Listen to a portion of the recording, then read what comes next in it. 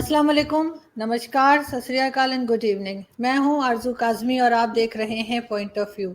हमें जी आज भारत से ज्वाइन किया है विक्रम सिंह जी ने, जो कि एक्स डीजी यूपी पुलिस हैं। और हम उनसे बात करेंगे और देखेंगे कि वैसे तो अफ़गानिस्तान पे ही आजकल हम बहुत ज़्यादा बातचीत कर रहे हैं, लेकिन जो क्रॉस बॉर्डर टेररिज्म है पाकिस्तान और इंडिया में, अक्सर ये चीज़ एक इशू बना रहता है। उसके ऊपर हम बात करना चाहेंगे और कुछ समझने की और सीखने की कोशिश करेंगे। बहुत शुक्रिया सर कि आज आपने ज्वाइन किया। Thank you so much. वालेकुम सलाम, नमस्कार, सत श्री अकाल। बड़ी मेहरबानी की आपने कि अपने उम्दा प्लेटफॉर्म पे मुझे मौका दिया खिदमत का। बहुत शुक्रिया सर, बहुत अच्छा लग रहा है आपसे बात करके। और आप यूपी से हैं तो ऑफ कोर्स मेरी एक खास अटैचमेंट है यूपी से, तो इसलिए मुझे और भी अच्छा लग रहा है। लेकिन सर अगर हम बात करें, जैसे कि मैंने इंट्रो में कहा कि क्रॉस बॉर्डर टेररिज्म पे, तो किस तरह से देखते हैं आप इसको? पाकिस्तान को अक्सर कुछ ना कुछ भारत की तरफ से सुनने को मिलता ही रहता है और यही बात यहाँ पर भारत के लिए कही जाती है। लेकिन आपको क्या लग रहा है कि ये चीज़ को किस तरह से हैंडल किया जा सकता है और कहाँ पे ये मिस हैंडल हो रही है? अभी तो आरजू जी हर तरफ से मिसहैंडल हो रही है। हिलरी क्लिंटन ने कहा था कि अपने पिछवाड़े अगर सांप पालेंगे, ये मुमकिन नहीं है कि वो सांप पालने वाले को नहीं डसेगा, और ये सब पे लागू होता है। आपने फरमाया कि आज का मौजू अफगानिस्तान हो सकता था। अफगानिस्तान तो अब रहेगा आने वाले कुछ साल तक, कुछ घंटे नहीं, कुछ महीने नहीं, कुछ साल। अब अफगानिस्तान ही के बारे में ही चर्चा और तस्करा होता रहेगा, क्योंकि आज जो अफगानिस्तान में हो रहा है वो मुतासिर कर रहा है पाकिस्तान को। सिर्फ पाकिस्तान को ही नहीं, चीन, हिंदुस्तान, रूस, अमेरिका, इंग्लैंड और सारी दुनिया को। और वहां से अगर आप आमो दरफ देखें, ऐसी कौन सी क्रिमिनल एक्टिविटी है जिसकी जड़ अफगानिस्तान तक हम ट्रेस नहीं कर सकते हैं? International warlords, drug smuggling, illegal arms. अगर हम किसी की भी बात करें during the course of discussion, जैसा भी आप कहेंगे, मैं उतनी ही रोशनी डालूंगा जितना आप मुनासिब समझते हैं। आज नहीं की सर, आप तारीख में कंप्लीटली बताइए सर, आप घबराएं बिल्कुल, आप जैसा सही समझते हैं आप बिल्कुल वो बात करें।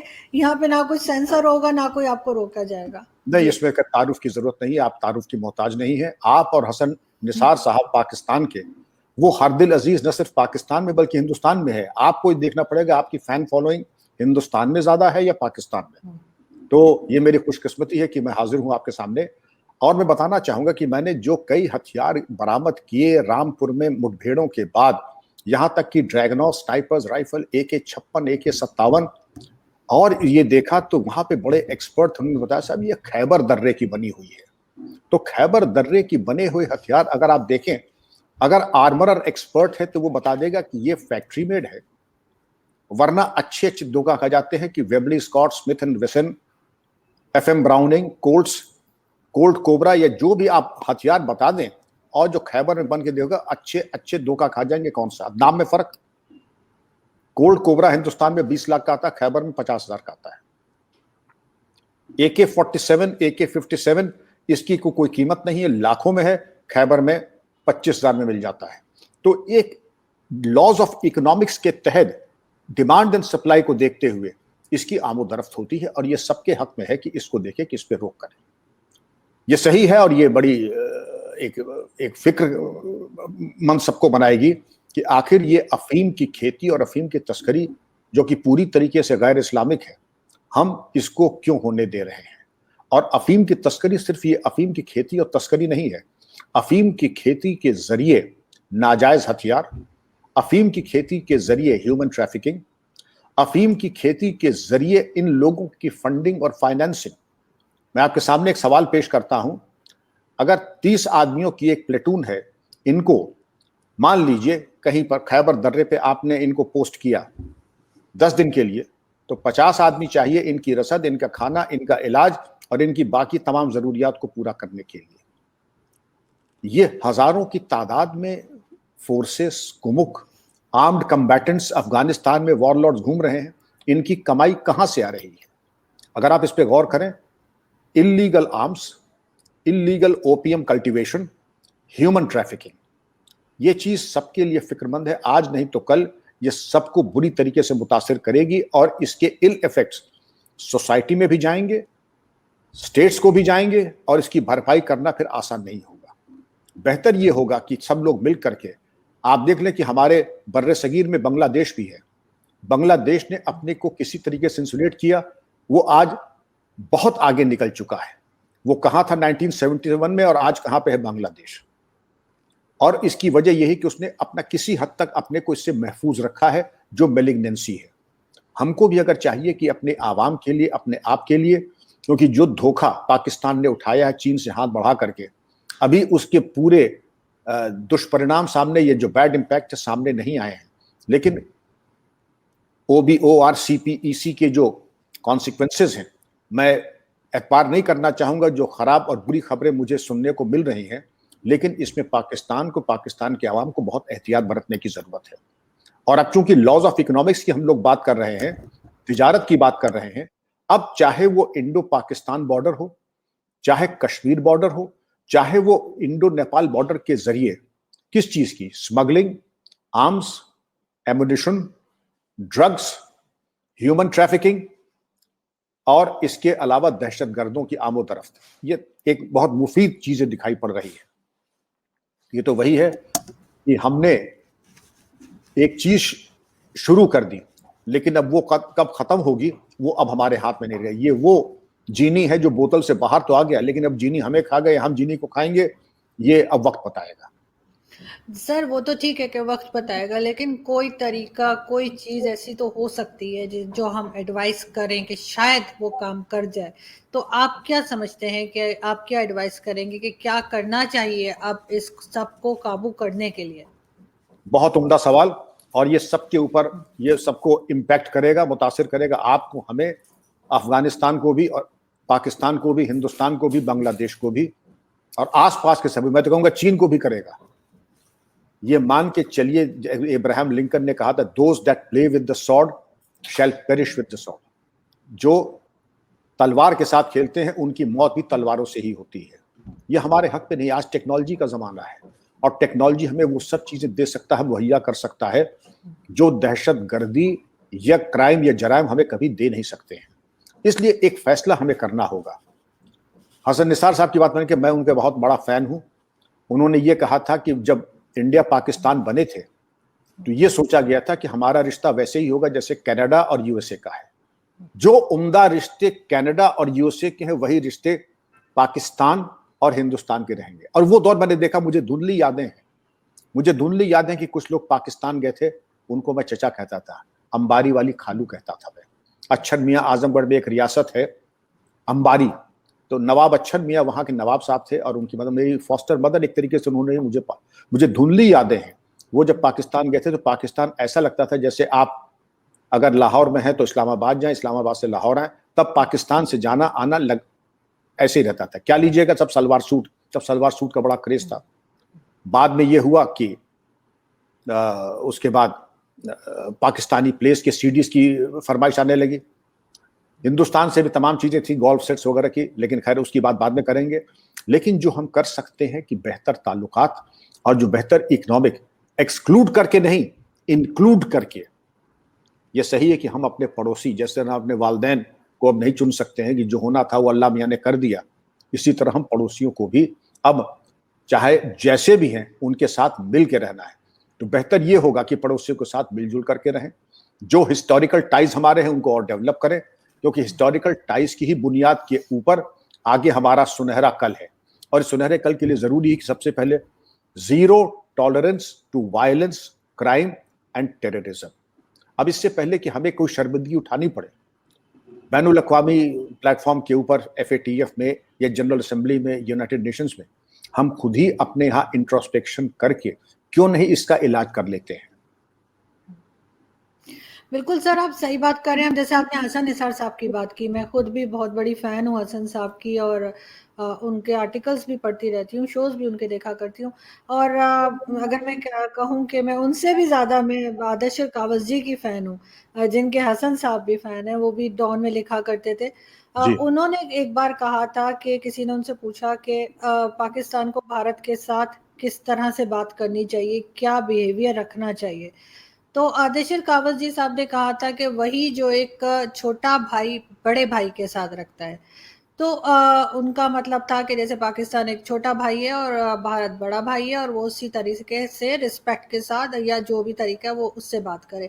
तो आपको लगता है कि ठीक है, पाकिस्तान ने बहुत गलतियां की हैं, बहुत जगह गलत कंपैरिजन हम शुरू कर देते हैं जो हमें नहीं करनी चाहिए, लेकिन क्या भारत ने एक बड़े भाई होने का फर्ज अदा किया आपके हिसाब से, या कहीं ना कहीं वहां भी आपको लगा कि कुछ गलती हुई है, कुछ ईगो बीच में आ गई? पांचों उंगली बराबर नहीं होती हैं, और यहाँ कहें कि सब लोग फरिश्ते हैं, तो कमियां सब में हैं और सबको अपनी कमियों के ऊपर इंट्रोस्पेक्ट करके उसको सुधारने की जरूरत है। हमारे प्राइम मिनिस्टर मोदी साहब ने एक बहुत उम्दा पहल की थी कि नवाज शरीफ साहब के यहाँ कोई निकाह सेरेमनी थी उनकी बेटी की, खुद गए, वालदा के पैर छुए, जो कि हिंदुस्तानी रिवायत में सबसे बड़ी इज्जत किसी को दी जाती है अल्लाह के बाद, तो वही तरीका होता है पैर छू करके दुआ लेना, और वो एक अच्छी पहल थी। बैकडोर डिप्लोमेसी एक बहुत बड़ा तरीका है, लेकिन मैं समझता हूं कि ये सिर्फ तलवार चमकाने से और ये वॉर सॉन्ग्स गाने से ये मसला हल होने वाला नहीं। आज आप देख लें कि किसी जंग ने कोई मसला अगर हल किया हो तो बता दें। मुझे नहीं याद है, कि मेरी याददाश्त नहीं बता रही, महाभारत से लेके चले जाएं 5000 साल पहले से आज तक किसी जंग में कोई मसला हल, जो भी मसले हल हुए हैं वो बातचीत से, आपसी फराश दिली से और फैसलों से हुए हैं। और मैं समझता हूं कि ये मौका है कि आखिर हम तो भाई 47 से पहले सब इंडिया था। 47 में यह फैसला लिया गया कि एक पोर्शन पाकिस्तान बनेगा, एक पोर्शन इंडिया रहेगा।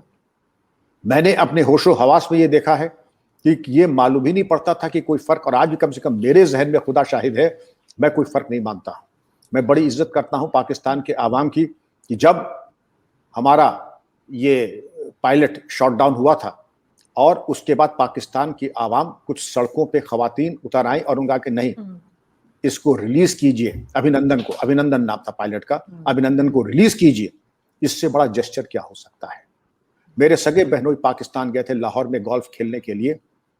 जब मालूम पड़ा कि फ्लाइट अगले दिन है तो उनके मेजबान ने उनको दावत, उनका ऐसी दावत मैंने आज तक अपनी जिंदगी में नहीं दी। कम से कम मेजबान ने लाखों रुपए खर्च किए हम लोगों को, पूरी इंडिया की गोल्फ टीम को बुला के, और जबकि मालूम था कि इसके इम्कानात बहुत कम है कि दोबारा हम लोग फेस टू फेस सामने होंगे।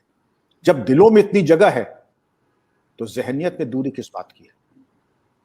और जो जहनियत में दूरी है, अब गौर से सुने, जो मैं आपके सामने एक आइडिया दे रहा हूं। कुछ जगह, कुछ तबके और कुछ कॉर्नर्स ऐसे हैं जिनकी दुकानें चलती ही हैं नफरतों के बीज बो करके, वो हर जगह रहते हैं। इनको एक्सपोज करना होगा कि नफरतों के बीज भूल जाएं, क्योंकि ये जहर सिर्फ आपको ही नहीं, हमें ही नहीं, ये सबको डस रहा है। इससे दूर होने की जरूरत है, क्योंकि अमन के अलावा न कोई रास्ता था, न है और न होगा। सर, इस सब में चाइना का क्या रोल है? जैसे पाकिस्तान के चाइना के साथ टर्म्स अच्छे हैं, भारत के नहीं है, तो कहीं ना कहीं ऐसा महसूस होता है बहुत लोगों को यहाँ पे कि क्योंकि पाकिस्तान के चाइना के साथ टर्म्स अच्छे हैं तो वो चीज़ भारत को पसंद नहीं आती, और वो नहीं चाहते कि चाइना से टर्म्स बेहतर हों या उनके साथ प्रोजेक्ट्स हों, या जैसे एक तरह के कहना चाहिए कि यहाँ पे कई चीज़ें ऐसी हैं जो मॉर्गेज होती चली जा रही हैं चाइना के पास। मैं समझती हूँ, मैं गलत भी हो सकती हूँ, कि ज़रूरी नहीं है कि अगर कोई ऐसी कंट्री है जो आपको पसंद नहीं है या जिसको अगर दुश्मन कंट्री मानते हो तो वो हर बात गलत ही कह रहे हो। वो बहुत बार ऐसा भी होता है कि वो कोई बात ठीक भी कह रहे हैं कि चाइना के हम बहुत ज़्यादा प्रेशर में आते चले जा रहे हैं। तो आपको लगता है कि कहीं ना कहीं चाइना को लेकर भी पाकिस्तान और भारत के बीच में जो है वो कोई टेंशन है? इसके इम्कानात हैं, लेकिन इम्कानात मुझे नहीं लगता है कि बहुत ज्यादा दिन चलेंगे। आपने बहुत उम्दा बात फरमाई कि चाइना की कुव्वते खरीद और उसकी क्रेडिबिलिटी, ये दोनों चीज को अगर आप तौल लें तो आप देखेंगे कि चाइना ने साबित कदम या असली खरा 24 कैरेट दोस्त, इसने कोई सबूत पेश नहीं किया आज तक। ये ठीक है, जब तक दोस्ती है, आज सीपीईसी और ओआर को ले ले आप, ये आज नहीं तो कल पाकिस्तान के लिए बहुत भारी पड़ेगा और पड़ना शुरू हो गया है। मैं एतबार नहीं करना चाहूंगा कि चाइनीज इंजीनियर्स ने यह हिमाकत की कि बड़ी बेहुरमती की वहां की खवातीन के साथ, और मैं उम्मीद करता था कि जो पठानियत उनके खून में है कम से कम इस पार या उस पार हो जाता, कि इनकी जुर्रत कैसे हुई उनकी तरफ आंख उठा के देखने की वहां के इंजीनियर्स की। बहरहाल ये दीगर बात है, लेकिन आज नहीं तो कल जो पठान खून है ये बर्दाश्त करने वाला नहीं है, चाइनीज इंजीनियर हो या चाइनीज हुक्मरान हो, कि इस तरीके की बेजा हरकत कर सके या सोच रख सके। लेकिन चाइना का कोई लॉन्ग टर्म फ्रेंडशिप प्रपोजल नहीं है, उसका है इकोनॉमिक इंपीरियलिज्म। क्योंकि वो जमाने जब फौजी इंपीरियलिज्म होते थे वो तो खत्म हो गए, लेकिन इकोनॉमिक इंपीरियलिज्म जो चाइना का है वो आज भी बदस्तूर लाकी है। जो पैंडेमिक फैला है, आप अगर उस पर गौर फरमाएं, उसका ये गेम प्लान था। वहां ले कम से कम, मुझे कोई शक नहीं है, मैं पीएचडी हूं एनवायरमेंटल साइंसेज में, बायोटेक्नोलॉजी में पीएचडी कराता हूं, कि इस तरीके का प्रोग्राम्ड वायरस जो कि जाए सारी दुनिया को तो मुतासिर करे और चीन को बिल्कुल बेफिक्र छोड़ दे, तो ये हुस्न इत्तेफाक नहीं, इसकी बिल्कुल प्रोग्रामिंग की गई थी वायरस की, जिसकी वजह से ये हुआ। चाइना का मंसूबा ये थे कि सारी दुनिया अब मेडिकल इमरजेंसीज में आ जाएगी और फिर हम अपने हिसाब से जो वो चीजें हैं उसको कर लेंगे। वो उसके मंसूबे पूरे नहीं हुए। पाकिस्तान की मजबूरी क्या है और हिंदुस्तान और पाकिस्तान की बदकिस्मती क्या है? ऐसा करप्शन 47 के पहले भी नहीं था जैसा कि आज है। इस करप्ट एटमॉस्फेयर में गवर्नेंस, आप देखें माली हालात क्या है पाकिस्तान की। पाकिस्तान के पास ऑप्शंस क्या है सिवाय इसके कि जो भी उसके पास कुछ लोन, कुछ सहूलियतें दे सके, उसके ऊपर थोड़ा सा एतबार करे। Saudi Arabia, Kuwait, Dubai, China, America के ब्लो हॉट ब्लो कोल्ड है, लेकिन अभी अफगानिस्तान के जो मसाइल है उनके मद्देनजर ये हो सकता है कि पाकिस्तान से कुछ रिलेशंस चाइना से वीवन करने की कोशिश कर रहे हैं। क्योंकि आज अमेरिका की मजबूरी है कि पाकिस्तान को ट्रस्टेड एलाई माने, क्योंकि अगर पाकिस्तान ने साथ नहीं दिया अमेरिका का और दुनिया का, तो अफगानिस्तान तो हाथ से निकलने वाला ही है, वहां पर दहशतगर्दों का कब्जा होने वाला ही है। इसलिए तबाही और अमन के बीच में सिर्फ पाकिस्तान खड़ा है। इसलिए यह भी जरूरी है कि पाकिस्तान को अपने दोस्तों का चुनाव अच्छी तरीके से करना चाहिए, क्योंकि अगर एक बार दुनिया ये मान ले कि पाकिस्तान वहां अमन रख सकता है, अफगानिस्तान में अपनी फोर्सेस के जरिए वो वहां पर अमन रख सकता है, मेंटेन कर सकता है, पीस मेंटेन कर सकता है, तो सारी दुनिया उसको फंडिंग फाइनल, जो आज 6 बिलियन और 7 बिलियन की बात हम लोग करते हैं पाकिस्तान के लिए, ये हो जाएगा 600 बिलियन डॉलर्स हो जाएगा पाकिस्तान के लिए। एक बार अगर गारंटी हो जाए कि वहां की अफीम बंद हो जाएगी, वहां पर जो दहशतगर्द है उन पे कंट्रोल हो जाएगा और वहां पर जो दहशतगर्दी का एटमॉस्फेयर है वो खत्म हो जाएगा। और वो कौन कर सकता है? अमेरिका तो नहीं कर पाया, जर्मनी नहीं कर पाया, इंग्लैंड नहीं कर पाया, सिर्फ पाकिस्तान कर सकता है। और ये पाकिस्तान के लिए बहुत बड़ी एक अपॉर्चुनिटी, एक मौका है कि अपने क्रेडेंशियल्स को सुधार ले। सर, आपको नहीं लगता कि पाकिस्तान कोशिश तो कर रहा है और बहुत दफ़ा कहा भी गया है बहुत बार कि जी नॉन स्टेट एक्टर्स हैं, वो इस तरह करते हैं, वो यहाँ चले जाते हैं, वो वहाँ चले जाते हैं और इनके काबू नहीं आ रहे। एक मतलब जो यहाँ पे एक महसूस किया जाता है कि ऐसा लगता है कि इनके अकेले के काबू में नहीं आ रहे। तो क्या ऐसा हो सकता है कि दूसरी कोई कंट्रीज मिलकर पाकिस्तान के साथ इसके ऊपर काम करें? और एक चीज़ और कि सर, जो दो कंट्रीज होती हैं वो आपस में ये कह देते हैं कि जी हमारी ब्रदरली इस्लामिक कंट्री है, कभी कह देते हैं हमारे दोस्त हैं, लेकिन दो मुल्क जो हैं या दो कंट्रीज के आपस में दोस्ती तो नहीं होती, बिजनेस रिलेशंस ही होते हैं। चाइना के साथ भी बिजनेस रिलेशंस ही हैं। जिस दिन चाइना को ज़रूरत नहीं होगी उस दिन चाइना ने हमें पहचानना भी नहीं है। ये बात हमारे पॉलिटिशियंस को पता है, बस वो मानते नहीं है। लेकिन जो ये टेररिज्म है और जो इस तरह से नॉन स्टेट एक्टर्स का कहा जाता है, इसके लिए कोई ऐसी चीज़ हो सकती है, कोई ऐसा रास्ता हो सकता है जिसमें मिल के काम किया जाए? बिल्कुल हो सकता है और होना चाहिए भी। देखिए, हर जगह कई मल्टीपल फैक्टर्स होते हैं। दिखाई ये पड़ता है कि जो हमारे हेड ऑफ स्टेट है वो हेड ऑफ स्टेट है, लेकिन अंदर खाने सेंटर ऑफ पावर्स अलग होते हैं। जो कॉन्फ्लिक्ट ऑफ इंटरेस्ट और जो खींचातानी होती है, जिनको हम लोग नॉन स्टेट एक्टर्स कहते हैं, वो हमारे ही पैदा किए हुए हैं। अब आप इसकी हिस्ट्री में जाए, आपको शायद याद भी नहीं होगा, जब सोवियत यूनियन के खिलाफ जंग शुरू हुई तो CIA ने ISI को, मेरी पूरी किताबों की जो फहरिस्त है पीछे अगर आप देखेंगे, इसमें ISI के ऊपर कम से कम 15 किताबें होंगी। और ISI को ट्रेन करने के लिए CIA ने जो टेक्नोलॉजी उसने भी इस्तेमाल नहीं की थी वो ISI को दिया। जर्मनी ने वो इंग्रेडिएंट्स और वो गैजेट्स जो उसने इस्तेमाल नहीं किए थे वो ISI को दिए। इजराइल और जापान ने ऐसा, अब वो हो क्या गया, ISI इतना इंपॉर्टेंट और पावरफुल हो गया। खैर ठीक है, वो सोवियत यूनियन को तो उखाड़ के फेंक दिया, लेकिन अब वो अपने ही लीडर्स को आंख दिखा रहा है, बुरा मत मानिएगा। लेकिन जो परसेप्शन जा रहा है कि आईएसआई इतनी पावरफुल है, फौज इतनी पावरफुल है कि शायद डेमोक्रेटिकली इलेक्टेड गवर्नमेंट भी उतनी पावरफुल नहीं है। और आपने सही कहा, जिसको हम नॉन स्टेट एक्टर कहते हैं, जो हमारे कब्जे में ही नहीं है, हम मान लेते हैं नॉन स्टेट एक्टर से, क्योंकि जब हमारे कब्जे में नहीं है तो वो जाहिर है किसी के कब्जे में नहीं है। और अगर किसी के कब्जे में नहीं है तो हमको इंटरनेशनल कोऑपरेशन लेने से परहेज नहीं करना चाहिए, और परहेज लेकर के वो हमारी साफगोई और हमारे इंटेंट्स का एक, मैं समझता हूं कि एक सर्टिफिकेट होगा और एक प्रूफ होगा कि हम वाकई सीरियस हैं, हम जेन्युइन हैं, हम ऑथेंटिक हैं अपने क्लेम्स में, और वो जरूरी भी है। जिन मुल्क को आप चाहिए, आप ये समझे कि आप चाइना को बुलाएं, इंडिया ना, जिन कंट्रीज को आप चाहें, जिनको आप अपना दोस्त समझते, बुला लें, ऐसा अब हमारी इमदाद और हमारी मदद करें, किस तरीके से हम कर सकते हैं। और आप कर सकते हैं, आपको किसी की जरूरत नहीं है, जिसको कहते हैं to set your own house in order first, आप अपने आप कर सकते हैं। लेकिन जो फाइनेंसेस और टेक्नोलॉजी की जरूरत है वो पूरी दुनिया बड़ी बेकरारी से देने को तैयार हो। फिर देखें, पाकिस्तान की क्रेडिबिलिटी उस दिन दुबई से और कुवैत और स्विट्जरलैंड से ज्यादा उस दिन हो जाएगी, क्योंकि वहां की सलाहियत, वहां की काबिलियत, वहां की, क्योंकि जब पाकिस्तानी अमेरिका जाता है तो best doctor, best lawyer, best business entrepreneur Pakistani हो जाता है। इंग्लैंड जाता है तो भी यही होता है, तो पाकिस्तान में रह के क्यों फिर वो सेकंड ग्रेडर हो जाता है? क्योंकि उसको वो इकोसिस्टम नहीं मिला जिसमें कि वो अपनी ब्रिलियंस दिखा सके। सर, जिस तरह से मैं आपसे लास्ट में पूछना चाहूंगी कि जिस तरह से बार बार कहा जाता है भारत की तरफ से कि पाकिस्तान कश्मीर में इंटरफेयर कर रहा है, या कश्मीर साइड से कोई लोग दाखिल हो गए, ये हो गया वो हो गया, कुछ ना कुछ चलता रहता है। इसी तरह से पाकिस्तान बार बार कहता है कि जी बलूचिस्तान में इंडियन जो है वो कभी किसी को भेज देते हैं। अभी जैसे आपका एक वो जासूस जो था वो जो वापस किया जा रहा है, कुलभूषण, उसकी बात हुई।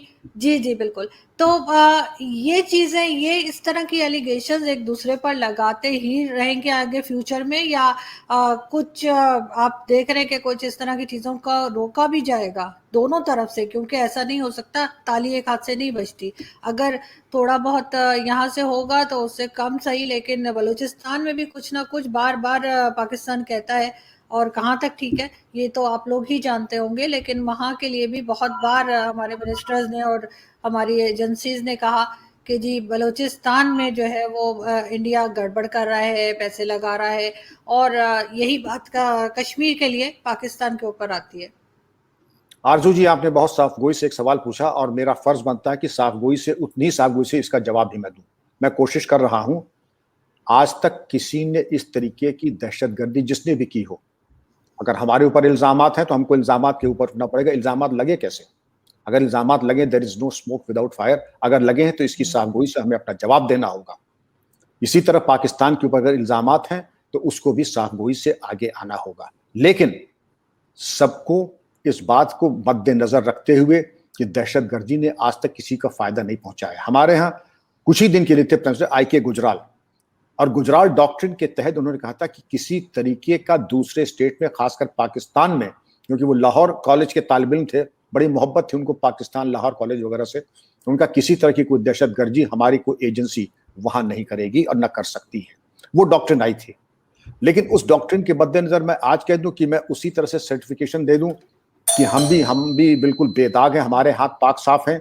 मैं इस पोजीशन में नहीं कि उसके बारे में कोई सर्टिफिकेट दे सकूं। लेकिन अगर मेरा निजी, अगर आप ओपिनियन जानना चाहें तो यही होगा, live and let live, give respect to get respect. बिल्कुल आप ठीक कह रहे हैं, और दोनों तरफ से मैं तो जाहिर है पाकिस्तान के लोगों को ही कहूँगी कि यहाँ से जो भी प्रॉब्लम का बताया जाता है, जो चीज़ कही जाती है, उसकी तरफ ख़ास इम्पोर्टेंस दें उसको, और ताकि दोनों मुल्क जो है वो आराम से सुकून से रहें। और सेम यही चीज़ मैं चाहूँगी कि जो भारत के हमारे दोस्त हैं, चाहे वो मीडिया के हैं या कहीं के, वो अपनी गवर्नमेंट को भी कहें कि जी आप जिस चीज़ पे पाकिस्तान बात करता है और बार बार कहता है, तो आप भी उसको ज़रा सा एक दफ़ा चेक कर लें। इसमें कोई ईगो पे लेकर आने वाली बात नहीं होनी चाहिए। बहुत शुक्रिया सर कि आपने ज्वाइन किया आज। Thank you so much. I hope कि आपसे जल्दी फिर मुलाकात होगी इंशाल्लाह। Thank you so much. खुदा हाफिज। Thank you. खुदा हाफिज सर।